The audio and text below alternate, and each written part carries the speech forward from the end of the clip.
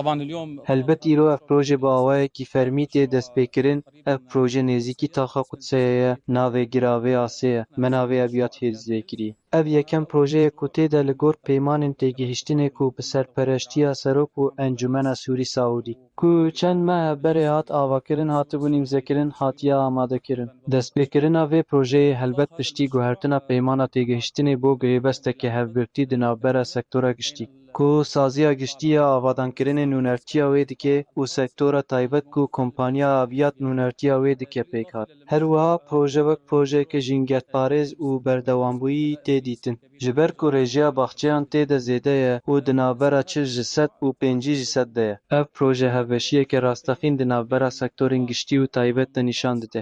Înşela dê bibe destpêka serkeftina gelek projeyên din ku hatine îmzekirin, înşela di rojên pêş de dê derbasî qonaxên cîbicîkirinê bibin. ابيات هیز کۆمەلگەهەکە نیشتەجیبوونەیەک و لەسەر ڕووبەرێکی دگیژە 380,000 مەترەیەن چاربۆشە هاتیە ئاواکردن. ڕێژە ئاواهیانە ڕاستەقین تێدە ji 30% دەرباس نابێت و یامایی ji بۆ ژیان خوەزا و پاشەرۆژەیە هەنگۆ ڕێژەیە باخچەیان ji ڕێژەیە ئاواهیان زێدەترە. ئەو کۆمەلگەهەکە بە خزمەتگوزاریên تەمام ژێرخانە و پرۆژێ دێوەک سوپەر دیلۆکس وەرە تەمامکردن بەلکی مەتبەخشی هاتبە چێکردن داک و هەر کریار di qonaxa radestkirinê de bikaribe kelûpelên xwe bîne û bîzna xwedayê mezin tê de bijî. Em bi eswarin ku komêlgeheke niştecîbûnê ye ku şayesteyî gelê Sûriyê be û bi kêmtirîn mesrefan ava bikin.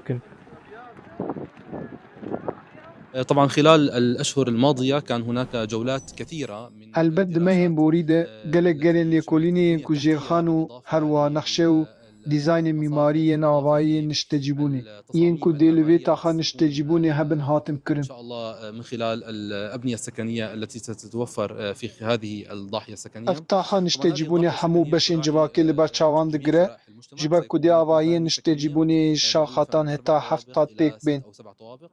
Herwiha birçên niştecîbûnê ofîs, otêl, molek û vîlayên niştecîbûnê hebin newmadê ji bo hemû beşên civakê guncav be. Em dê înşela van projeyan temam bikin lê gelek zehmetî tê de hene di nav de enflasyona nirxan û zêdebûna mesrefan û ev tiştek e ku em niha çareser dikin û em ê bi hevkariyeke hevbeş di navbera wan û Wezareta Karûbarên Giştî de li gel welatiyên birêz jî çareser bikin.